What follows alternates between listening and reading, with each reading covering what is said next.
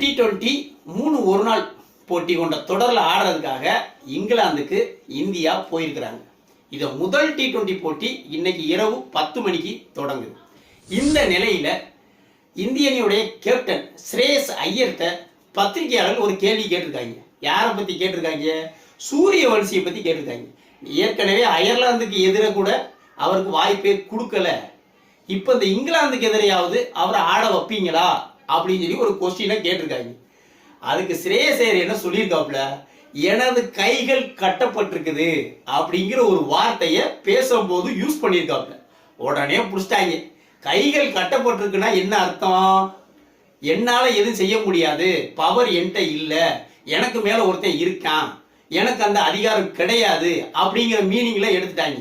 கௌதம் காம்பீர் தான் எல்லாம் செய்வாப்ல, நான் எதுவும் செய்ய முடியாது, நான் கேப்டன்கிற முறையில என் கையை கட்டி போட்டிருக்காங்க அப்படின்னு சொல்றாப்ல. அப்ப காம்பீருக்கும் ஸ்ரேயஸ் ஐயருக்கும் பெரிய பிரச்சனை ஒன்று ஓடிக்கிட்டு இருக்கு. அப்படி எப்படி பயங்கரமா பேசிக்கிட்டு இருக்காங்க.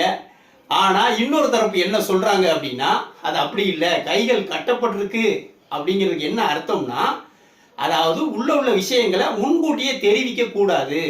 அணி சார்ந்து அணியில பிளேயிங் லெவனை யாரை ஆட வைக்கிறது அப்படின்னு எடுத்த முடிவை முன்கூட்டியே பத்திரிகையாளருக்கு அறிவிக்க கூடாது, அதனாலதான் கைகள் கட்டப்பட்டிருக்கு அப்படின்னு ஸ்ரேயஸ் ஐயர் சொல்லியிருக்காப்ல அப்படின்னு இன்னொரு தரப்பு முட்டு கொடுக்குறாங்க.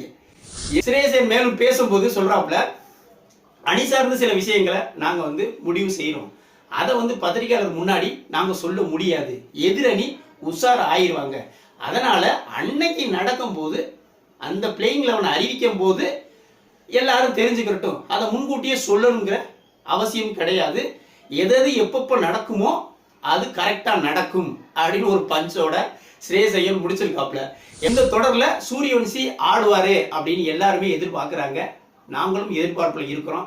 முதல் T20ல இங்கிலாந்தை அடிச்சு பறக்க விடணும், பழைய அயர்லாந்துக்கு எதிரான தோல்வியை அப்படியே மறந்துடணும், மைண்ட்ல இருந்து எரேஸ் பண்ணிடணும், புதுசா ஃப்ரெஷ்ஷா இறங்கி இங்கிலாந்தை அடிச்சு பறக்க விடணும் அப்படின்னு தான் ரசிகர்கள் நினைக்கிறாங்க.